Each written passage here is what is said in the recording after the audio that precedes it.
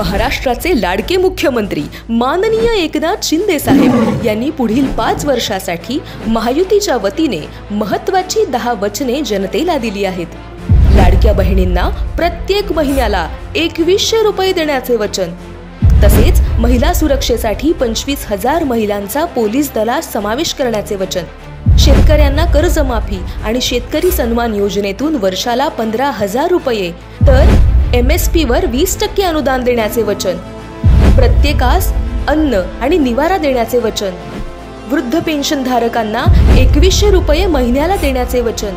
राज्यातील जीवनावश्यक वस्तूंच्या किमती स्थिर ठेवण्याचे वचन,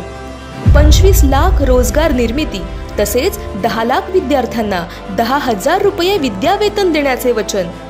45,000 गावात पाणंद रस्ते बांधण्याचे वचन, अंगणवाडी आणि आशा सेविकांना 15,000 रुपये आणि सुरक्षा कवच देण्याचे वचन, वीज बिलात 30% कपात करून सौर आणि अक्षय ऊर्जेवर भर देण्याचे वचन,